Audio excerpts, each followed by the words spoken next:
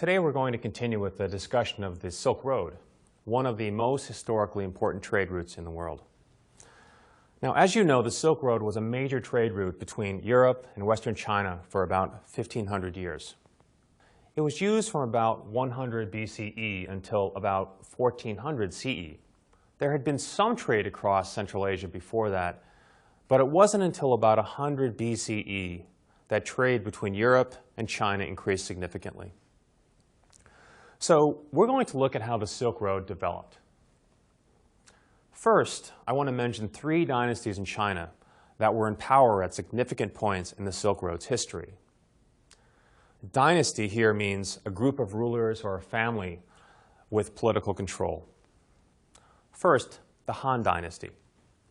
They ruled from 206 BCE to 220 CE, approximately when the Silk Road started. Second is the Tang Dynasty, in power from 618 to 907, the peak period of the Silk Road. And third, the Ming Dynasty. In 1368, they took control, and soon thereafter, the use of the Silk Road basically ended. Now, this is just a quick overview, so I'll go into more detail about these three groups later.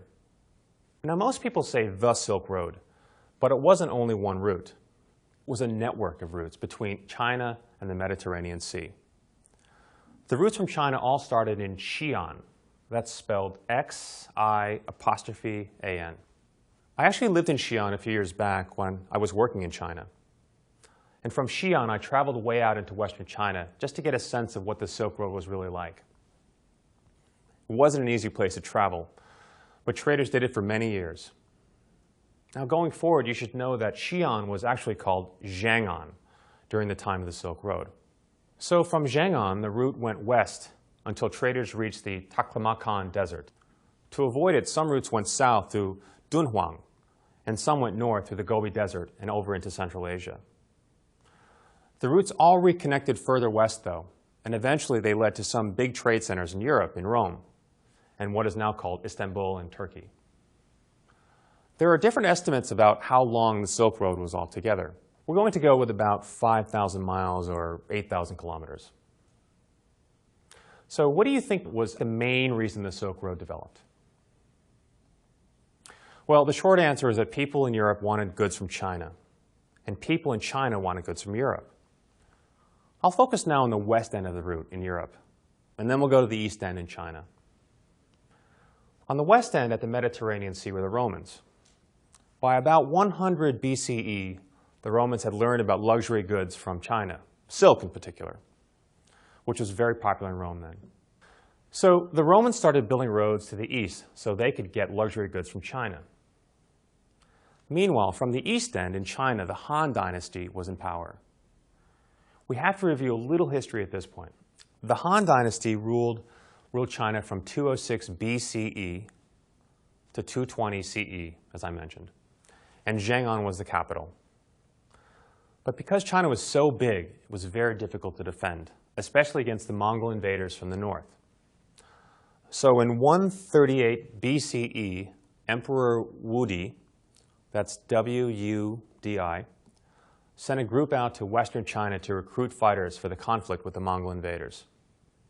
The group's leader was captured.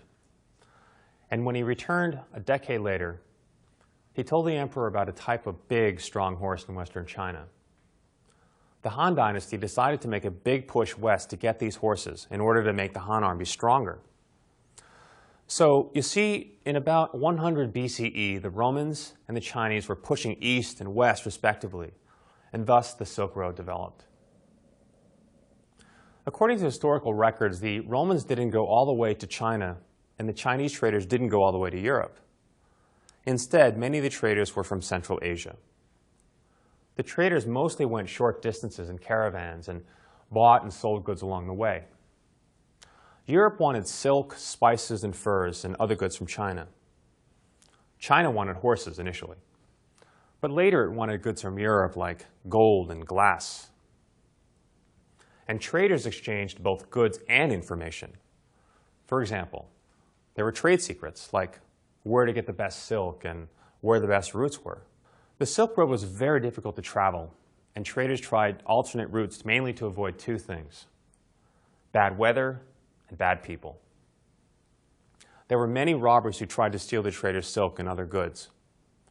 Traders also wanted to avoid towns that forced them to pay a fee when passing through. The peak period for the Silk Road was in the 600s during the Tang Dynasty.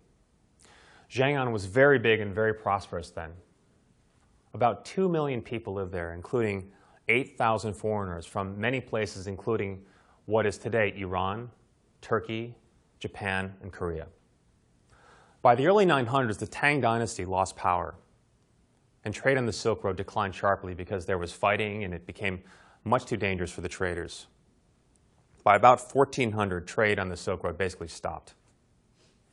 There were two main reasons. One, in 1368, the Ming Dynasty took control, and they didn't want any contact with foreigners. And two, European traders began to prefer ships, which were faster and safer than the Silk Road. So, to wrap up, the Silk Road developed because people in one part of the world wanted something from another part of the world. In recent years, people have talked about globalization as creating new Silk Roads.